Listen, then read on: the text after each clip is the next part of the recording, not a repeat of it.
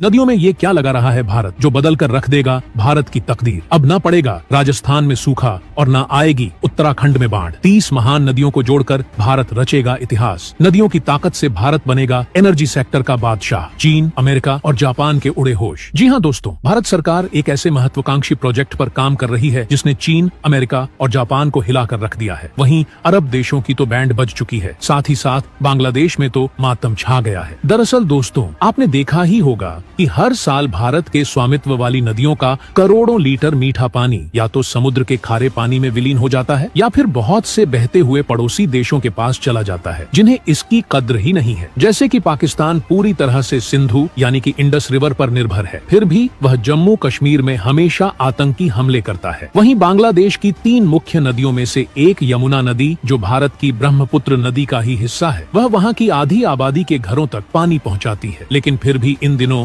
बांग्लादेश में भारतीयों और अल्पसंख्यकों पर अत्याचार किया जा रहा है, जबकि यहाँ दिल्ली में लोग पानी के लिए तरस रहे हैं और राजस्थान के कई इलाकों में तो सदियों से सूखे पड़े हुए हैं। ऐसे में अब भारत ने अपनी नदियों के पानी को खुद इस्तेमाल करने के बड़े मेगा प्रोजेक्ट पर काम शुरू कर दिया है। ये प्रोजेक्ट न सिर्फ बाढ़ग्रस्त इलाकों में बाढ़ के पानी को रोकेगा और सूखाग्रस्त इलाकों में पानी देगा, बल्कि बिना कोयले के हजारों मेगावाट बिजली भी उत्पन्न करेगा और देश को हर एक रेवोल्यूशनरी ट्रांसपोर्ट सिस्टम भी देगा। लेकिन भारत सरकार का यह मेगा प्रोजेक्ट आखिर है क्या, और क्यों यह प्रोजेक्ट हर भारतीय का जीवन बदल कर रख देगा? जानने से पहले अगर आपको भी हमारे देश भारत पर गर्व है तो वीडियो को लाइक जरूर कीजिए। दोस्तों, भारत अगर किसानों का देश है तो वो नदियों का भी देश है। भारत को कृषि प्रधान देश बनाने में नदियों के योगदान को भी कभी भूला नहीं जा सकता। नदियां हमारे लिए प्रकृति का सबसे खूबसूरत तोहफा है, जिससे दुनिया के अनेक देश वंचित हैं। आज भारत काफी तेजी से दुनिया की महाशक्ति बनने की दिशा में बढ़ रहा है और अगर हमने नदियों का बेहतरीन तरीके से उपयोग करना सीख लिया तो भारत के आगे बढ़ने की रफ्तार 10 गुना तेज हो जाएगी। इसलिए भारत सरकार ने नदियों से जुड़ा दुनिया का सबसे बड़ा मेगा प्रोजेक्ट लॉन्च किया है, जिसका नाम है IRL यानी कि इंटरलॉकिंग ऑफ रिवर प्रोजेक्ट। इस परियोजना में भारत की 37 नदियों को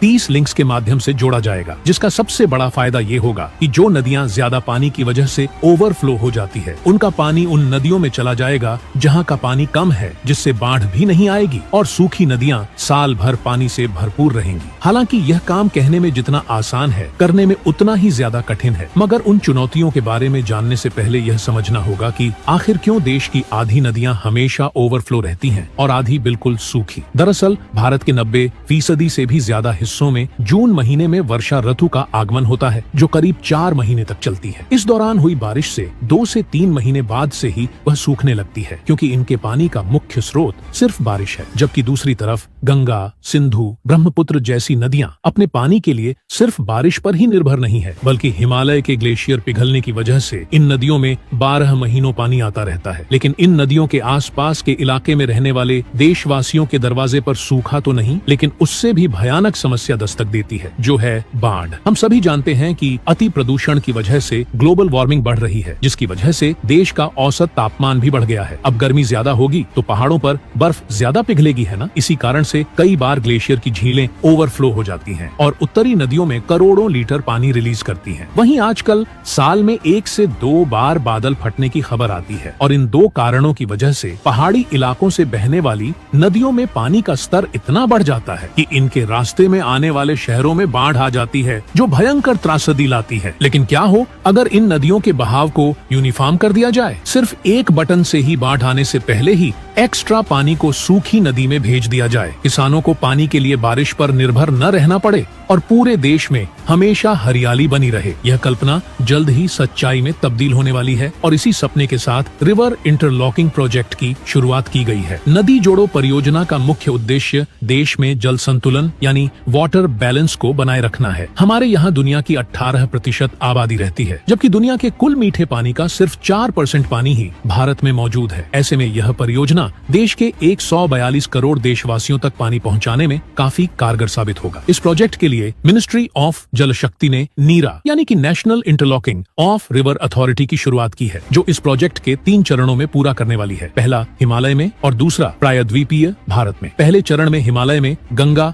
और ब्रह्मपुत्र सहित उनकी सहायक नदियों पर स्टोरेज डैम बनाए जाएंगे। इसके तहत गंगा और यमुना नदी को जोड़ा जाएगा। साथ ही गंगा की पूर्वी सहायक नदियों को साबरमती और चंबल नदी सिस्टम से जोड़ा जाएगा। दूसरे चरण में दक्षिण भारत की 16 नदियों को आपस में जोड़ा जाएगा। महानदी और गोदावरी का एक्स्ट्रा वाटर कृष्णा, कावेरी, पेन्नार और भी कई नदियों में डिस्ट्रीब्यूट किया जाएगा। जिसके बाद आखिरी चरण में दक्षिण की नदियों को पूर्व की नदियों से जोड़ दिया जाएगा, जिसके साथ ही ये लिंकिंग प्रोजेक्ट पूरा होगा। इतना ही नहीं, इंटरलॉकिंग ऑफ रिजर्व प्रोजेक्ट में नदियों के बीच इंटरलॉकिंग बनाने के लिए, पानी को स्टोर करने के लिए रिजर्वायर और डैम भी बनाए जा रहे हैं, जहां इतने बड़े हाइड्रो पावर प्लांट्स लगाने का प्लान है कि 34,000 मेगावाट बिजली का उत्पादन होगा। साथ ही इन लिंक्स की मदद से देश में एक रेवोल्यूशनरी ट्रांसपोर्ट सिस्टम भी विकसित होगा। जी हाँ, मैरीटाइम ट्रांसपोर्ट, जिसमें नदियों में तैरने वाले बड़े बड़े जहाजों के जरिए एक ही साथ काफी माल सामान स्टेट से दूसरे स्टेट ले जाने में आसानी होगी। साथ ही मध्य प्रदेश जैसे लैंडलॉक्ड राज्य, यानी कि जो चारों तरफ से जमीनी बॉर्डर से घिरे हुए हैं, उन्हें भी अपने माल सामान को एक्सपोर्ट करने के लिए गुजरात और महाराष्ट्र के पोर्ट्स पर भेजने में मदद मिलेगी। वहीं नदियों का पानी पूरे भारत में पहुंचेगा तो किसानों को पानी के लिए बारिश पर निर्भर नहीं रहना पड़ेगा, जिससे पूरे देश में 12 महीने हरियाली रहेगी। इसके अलावा पॉल्यूशन और ग्लोबल वार्मिंग भी कम होगी और राजस्थान के रेगिस्तानी इलाकों में पानी पहुंचकर रिजर्वायर में स्टोर होगा, जिससे वहां पानी की समस्या का अंत हो जाएगा। अगला सवाल यह है कि इस प्रोजेक्ट में कौन कौन सी नदियां एक दूसरे से जोड़ी जाएंगी? तो इसमें गंगा, यमुना, ब्रह्मपुत्र, महानदी, गोदावरी, कृष्णा, साबरमती और नर्मदा जैसी 37 रिवर को आपस में जोड़ा जाएगा। हालांकि हमारे भारत में 400 से भी अधिक नदियां हैं, लेकिन अगर इन बड़ी नदियों को जोड़ा गया तो पानी से जुड़ी हर समस्या का समाधान निकल जाएगा। दोस्तों, नदी जोड़ो परियोजना इतिहास दशकों पुराना है। सबसे पहले इसका आइडिया 19वीं शताब्दी में ब्रिटिश इंजीनियर आर्थर कॉटन ने दिया था, लेकिन अंग्रेजों ने भारत पर इतना पैसा खर्च करना सही नहीं समझा। फिर आजादी के बाद डैम डिजाइनर डॉ के.एल. राव ने नेशनल वाटर ग्रिड स्कीम पेश की, जिस पर मीटिंग्स तो कई हुई, लेकिन एक्चुअल स्टेप्स नहीं लिए गए। लेकिन 2014 में देश में बनी मोदी सरकार, जिन्होंने श्री अटल बिहारी वाजपेयी के इस सपने को पूरा करने की ठानी, तब से लेकर आज तक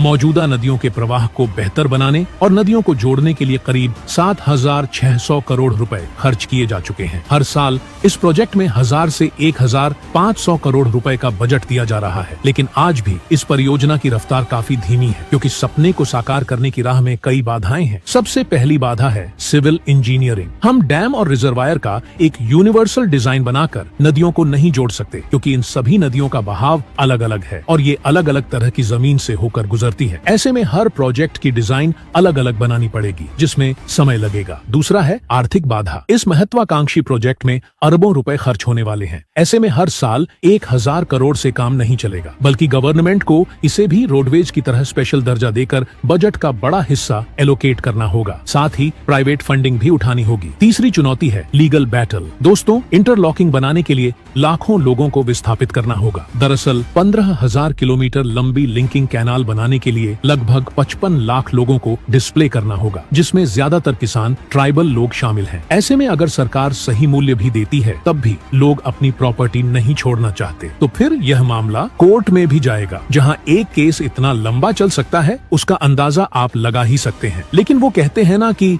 जहां चाह वहां राह है, और अगर भारत सरकार इस परियोजना को सफल बना लेती है तो न सिर्फ करोड़ों देशवासियों को फायदा होगा, बल्कि वैश्विक स्तर पर भी देश का नाम रोशन होगा। तो आपको सरकार का यह महत्वाकांक्षी रिवर लिंकिंग प्रोजेक्ट कैसा लगा? कमेंट बॉक्स में जरूर बताइएगा। तो दोस्तों, जय हिंद।